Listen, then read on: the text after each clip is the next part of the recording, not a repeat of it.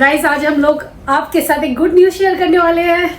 तो मेरा वीजा आ गया है। बहुत दिन से वेट कर रही थी बहुत दिन से हम सभी वेट कर रहे थे, बट फाइनली मेरा वीजा आ गया है एंड अब ऑफिशियली हम सारी चीजें हम सोच सकते हैं कि मैं जा रही हूँ। और भी बहुत सारी चीजें करनी है इसके जाने से पहले, तो वो भी मैं प्लान करूंगी उसके अकॉर्डिंग। अभी तक डेट वगैरह पता नहीं थी कि कौन सी तारीख का इसका वीजा आता है, कब ये जाएगी। कि टिकट जो है ना हमने 3 महीने पहले ही बुक करा दी थी। हाँ। जो फ्लाइट टिकट्स थी, क्योंकि इस टाइम पे आते ही महंगी हो जाती हैं, इसलिए हमने फ्लेक्सिबल वाली कराई थी, लेकिन डेट उसकी वही रहेगी जो ओरिजिनल थी। अब तो अभी तो है, कशिश ऐसा मत सोचेगा कि कशिश अब जैसे वीजा आ गया तुरंत फ्लाई करेगी। अभी है वो रक्षाबंधन पे भी है, जन्माष्टमी पर भी है, तो फेस्टिवल्स वगैरह है उसके यहाँ पर अभी। लेकिन बेसिकली आप सब लोगों को भी बहुत ज्यादा क्यूरियोसिटी थी कि मैं कौन सी कंट्री जा रही हूँ, एग्जैक्टली कौन सा वीजा है। तो मैंने आप लोगों को बताया था कनाडा, यूके, इवन यूरोप। लेकिन यूरोप में इसने ये नहीं बताया था कि कौन सा कंट्री है। नहीं, मैंने बताया था जर्मनी बोला था, जर्मनी बोला है मैंने, आयरलैंड बोला है। अच्छा। कुछ लोगों ने तो सच्ची में बिल्कुल एकदम परफेक्ट गैस भी मार दिया। तो अब मैं सोच रही हूँ आप लोगों को बता ही देती हूँ, इतना वेट क्यों ही कराऊं। तो मेरा वीजा आया है आयरलैंड का, तो मैं फाइनली जा रही हूँ आयरलैंड अपनी स्टडीज करने। तो होपफुली आप लोगों को, जिन लोगों की सही थे गैसेस, उनको खुशी मिल रही होगी। आयरलैंड के गैस बहुत कम लोगों के थे, आयरलैंड के कम थे, यूके के ज्यादा थे, बहुत ज्यादा थे, क्योंकि बहुत बच्चे, बड़ी इकोनॉमी है, बड़ा कंट्री है, तो बहुत सारे बच्चे वहीं जाते हैं। कनाडा जाते हैं, नहीं तो फिर यूके जाते हैं। Ireland is I feel like still अभी वैसे थोड़ी पॉपुलैरिटी बढ़ गई है आयरलैंड में भी बच्चों की जाने की, स्पेशली मेरी फील्ड में और बाकी भी फील्ड्स में आजकल बढ़ रही है। बट मैंने देखा है पहले तो बिल्कुल ही नहीं था, तो थोड़ा ऐसा कम ऑप्शन है। लास्ट 3-4 इयर्स में ज्यादा बढ़ा है वहाँ पे, और वहाँ की पॉपुलेशन बहुत कम है, बहुत छोटा कंट्री है। ये समझ लीजिए अपने यूपी में ना 3 बन जाएंगे आयरलैंड, इतना है। और पता है साइज भी इतना छोटा है, साइज भी छोटा है, so it's an island country. तो अगर ज्योग्राफिकली मैं बताऊं, जिससे कि आप लोगों को थोड़ा आइडिया लगे, मे बी आपने कभी सुना ना हो, तो इट्स लाइक यूके है, यूके के जस्ट ऊपर की तरफ एक आइलैंड टाइप्स है, और उसमें नॉर्दर्न आइलैंड है और एक हमारा आयरलैंड वाला कंट्री आइलैंड है। तो मैं आयरलैंड कंट्री वाले आइलैंड में जा रही हूँ, और ये कंट्री भी यूरोप का ही पार्ट है, यूरोपियन यूनियन में ही आता है। एंड इसलिए मैं यूरोप भी कह रही थी आप लोगों को थोड़ा मिसगाइड करने के लिए। बट पता है इसके फील्ड के जो मैं सोचती थी, जो प्रशांत सोचते थे इसके फील्ड के लिए, तो वैसे तो कनाडा वगैरह भी जा सकती थी, लेकिन ऑप्शंस मुझे लगा कि आयरलैंड में ज्यादा थे। एक्चुअली मैं आपको शुरुआत से बात बताता हूँ, हमने रिसर्च स्टार्ट जो की थी ना, वो कनाडा से ही की थी। लेकिन क्या हुआ फिर, ये कर्वबॉल आई थी। हाँ, एक्चुअली में क्या हुआ कि एकदम से हमें स्विच करना पड़ा। अब कनाडा हम लोगों ने इसलिए सोच के किया था because it's a big country, और वहाँ पे हाँ, और क्या है, इंग्लिश स्पीकिंग भी है, तो और वहाँ की यूनिवर्सिटीज भी अच्छी हैं, वर्ल्ड क्लास यूनिवर्सिटीज हैं। जैसे कि बताया था, इसका बहुत सारी यूनिवर्सिटीज में हो गया था, यूनिवर्सिटी ऑफ विक्टोरिया और क्या यूनिवर्सिटी ऑफ कैलगरी वगैरह, तो सब जगह इसने अप्लाई किया। लेकिन जब ये अप्लाई कर रही थी ना, तभी ट्विस्ट आया। ट्विस्ट ये था कि वहाँ पे बहुत सारे इमिग्रेशन लॉज चेंज हुए, और बहुत सारी ना नेगेटिव टाइप की न्यूज आने लगी वहां से। तो एज अदर पेरेंट्स और एज एनी कॉमन पर्सन, हम लोगों के भी दिमाग में बहुत ज्यादा कंफ्यूजन हुआ, डाउट्स हुआ, तो हमने ना एकदम से स्टॉप कर दिया अप्लाई करना वहां पे। हमने कहा कि let's wait and watch for couple of days. हमें ये लगा कि इससे इसके जो रिलेटेड फील्ड्स हैं, राइट कशिश, बायोटेक्नोलॉजी से रिलेटेड कोर्सेज जो है वहां पे वो थोड़े कम हैं।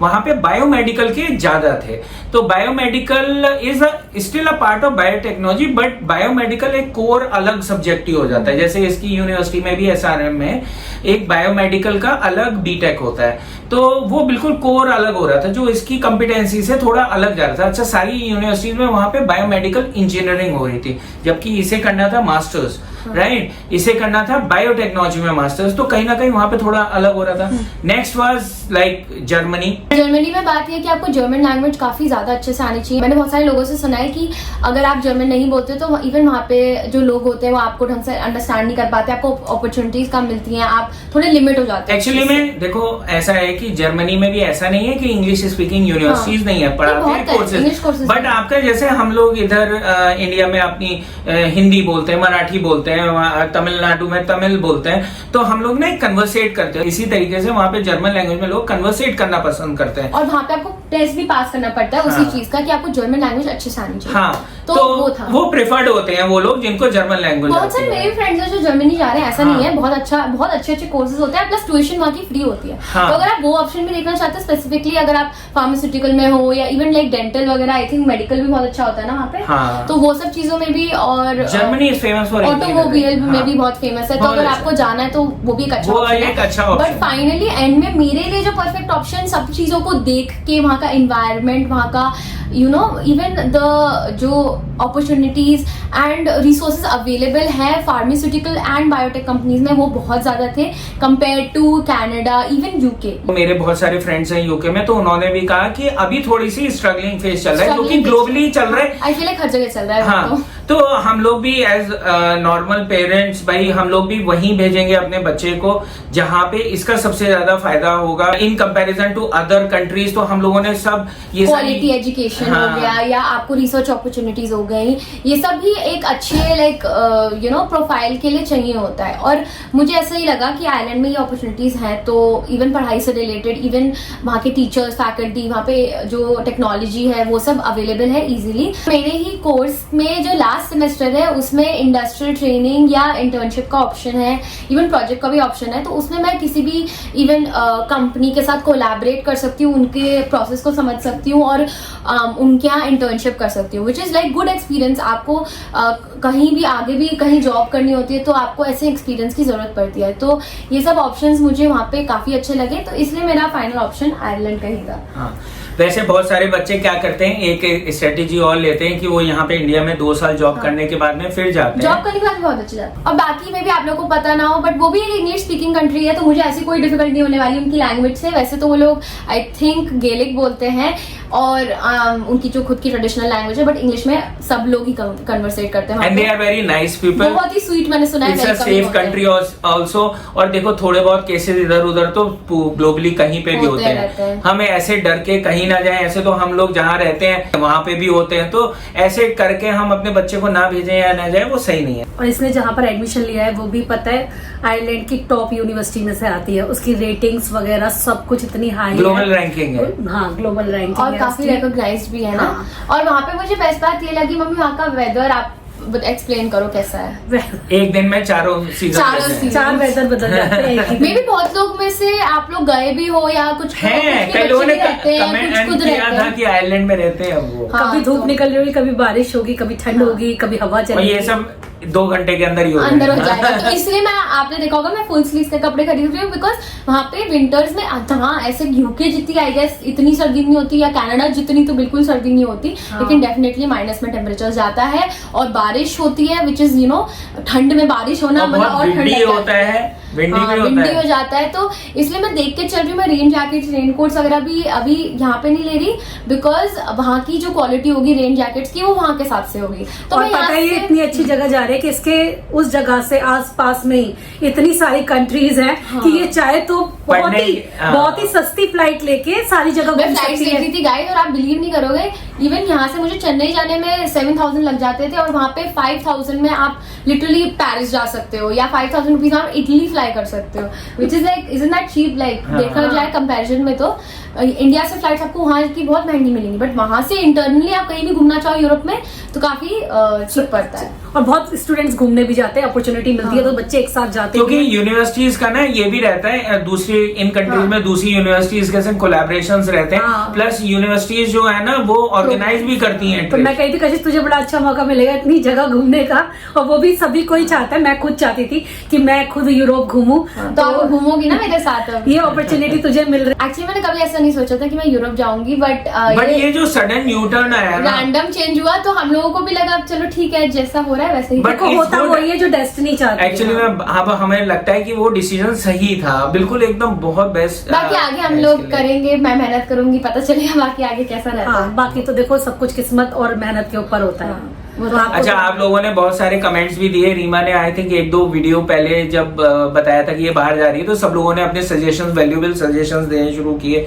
तो उसके बारे में मैं ये कहूंगा कि थैंक यू फॉर दैट, बहुत काम के सजेशंस है। और ये भी है कि हम लोग ना यूएस में काफी टाइम रह चुके हैं ना, तो हमें मालूम है कौन कौन सी चीजें हम लोग जब बाहर रहते हैं ना इंडिया से, हमें किस किस चीजों की कमी पड़ती है। तो मैक्सिमम सारी चीजें वहां पे मिल जाती है, सिर्फ इंडियन चीजों को छोड़ के, जैसे इंडियन ट्रेडिशनल क्लोथ या फिर दिया या भगवान जी की मूर्ति, ये सब वहां पे मिलती है, लेकिन बहुत कशिश को तो फिर भी पता था कि मैं जाऊंगी, लेकिन हमें जब यूएस जाना था, हमें 15 दिन के अंदर सारी पैकिंग करनी थी, हमें नहीं मालूम था कुछ भी।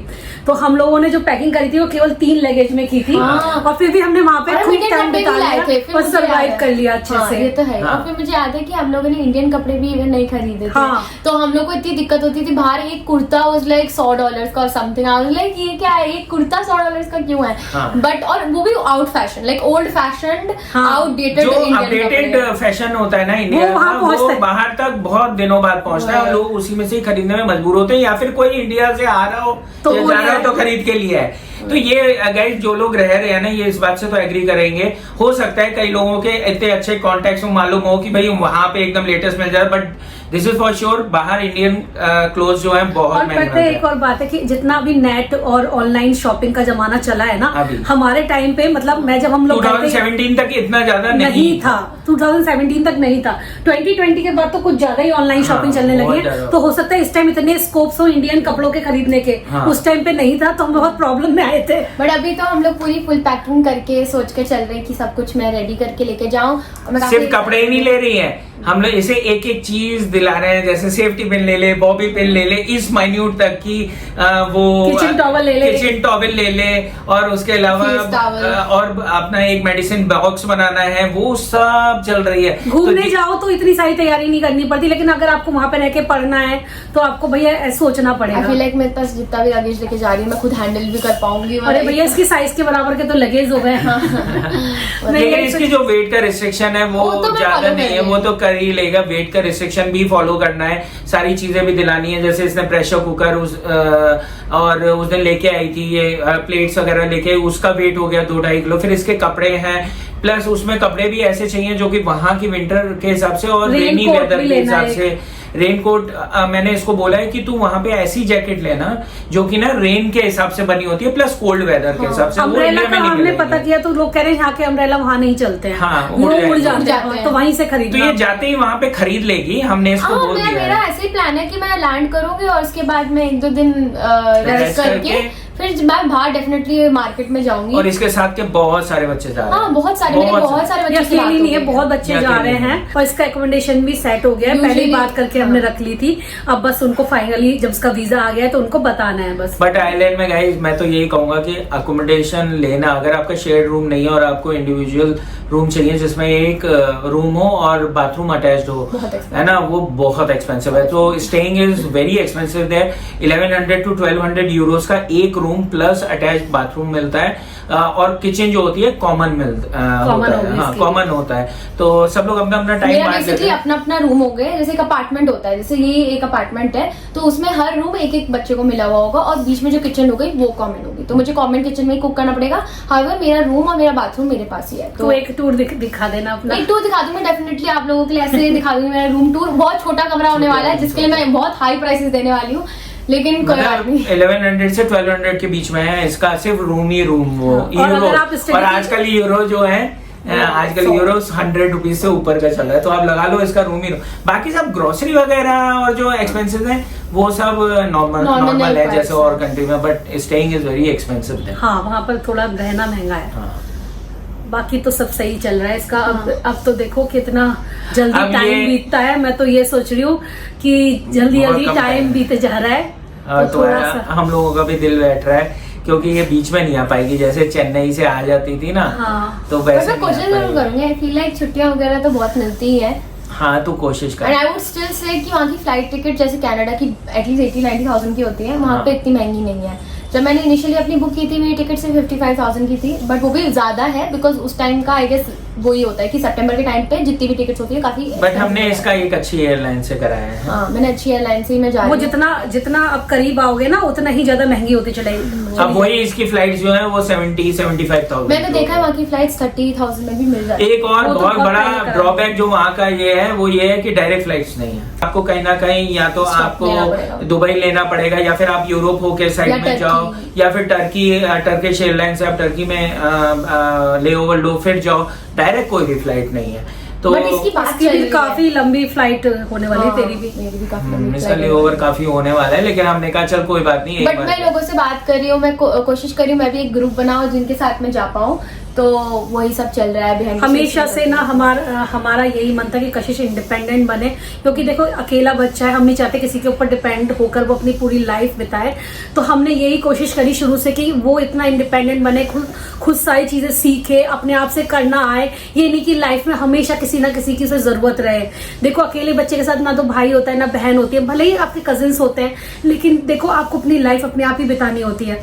तो हम जब तक हैं तब तक हैं इसकी लाइफ में, लेकिन इसको लाइफ तो अपने आप ही और बितानी है। एक बात और बताओ, इसको इंटरनेशनल एक्सपोजर पहले भी था, ये पहले भी रह चुकी है, और फिर इसके बाद हम लोगों का डिसीजन कि चेन्नई में ये अकेले रहे, अकेला सब कुछ करे, तो इसके एक्सपीरियंसेस हैं वो कहीं ना कहीं उसे वहाँ पे काम आ गए हैं। तो इस वजह से हम लोग थोड़ा सा ना वो है आश्वस्त है या कन्विंस्ड है ये अपना काम चला लेगी, और बिकॉज थोड़ी बहुत उसे कुकिंग की भी नॉलेज है, क्योंकि देखो जब हाँ। बच्चा अकेला रहता है तो कुकिंग भी करता है। जैसे मान लो कुक नहीं आती थी इसकी चेन्नई में, तब ये खुद कुक करते थे, तो इस वजह से कुकिंग भी मैंने इसको सिखाई है। ऐसा नहीं कहेंगे कि भैया मेरा इकलौता बच्चा है। मैंने देखा लोग बोलते हैं इकलौता बच्चा है ना यार, बड़ा ही सर चढ़ा है, बड़ा ही ऐसा है, कुछ नहीं आता उसको, कोई काम नहीं कर पाता। इकलौता है तभी तो और लेकिन सिखाने की जरूरत इकलौता है ये, इस वजह से शायद मैंने इसे ज्यादा चीजें सिखाई कि ये इकलौती है तो इसको ये चीजें आनी चाहिए, अपने आप को सरवाइव करना इसको आना चाहिए कि भाई मुझे खाने की भी जरूरत पड़ सकती है, बनाने की भी पड़ सकती है, और सब कुछ मुझे अपने अकेले मैनेज भी करना पड़ सकता है। तो कैसे अभी तुम्हारे क्या प्लान्स है वहाँ पे जाने के बाद? पता नहीं, मैं देखूंगी। मैं सोच रही हूँ नया कंट्री है तो थोड़ा बहुत एडजस्ट करने में तो टाइम लगेगा, बट हो जाना चाहिए वो जल्दी। कोशिश यही करूंगी कि मैं सब कुछ देखने की कोशिश करूँ, घूमने की कोशिश करूँ, साथ में अच्छे से पढ़ाई भी करूँ, मतलब ओवरऑल जो जिस चीज़ के लिए मैं जा रही हूँ वो भी अकॉम्प्लिश हो, और मतलब मैं भी थोड़ा बहुत घूम पाऊँ। ऑब्वियसली ये तो पैसे खर्च करके जा रहे हैं तो थोड़ा बहुत तो घूमना पड़ेगा ना। तो बस यही था आज के लिए। हाँ, हम आपको बस यही इन्फॉर्म करना चाहते थे, तो होपफुली आप लोगों को भी अच्छा लगता लगा। है आप लोगों के साथ अपनी चीजें शेयर करना, क्योंकि आप लोगों को हम अपनी फैमिली मानते हैं। और आप जल्दी से सब्सक्राइब कर लीजिए इस चैनल को, और कमेंट भी करिए। अभी तो और भी न्यूज हैं, जब टाइम आता जाएगा हम आपको बताते जाएंगे। और बहुत लोगों के क्वेश्चंस हैं कि कहाँ पे किसके थ्रू कराया है और वो आने वाले ब्लॉग से आप कनेक्टेड या रहिए। कितना खर्चा आ रहा है, कौन सी यूनिवर्सिटी है, हाँ, किस ये सब भी हम लाइफ में आपको यूनिवर्सिटी शेयर करेंगे, लेकिन धीरे धीरे शेयर कर देंगे, आपके भी काम आएगा वो चीज, और कैसे अप्रोच करना चाहिए। तो I think That's all for today. Yes काफी लंबी बातें हो गई। आप लोगों का प्यार और आशीर्वाद चाहिए बस हमें, जिससे कि शीश की लाइफ आगे चलकर बहुत अच्छी चले।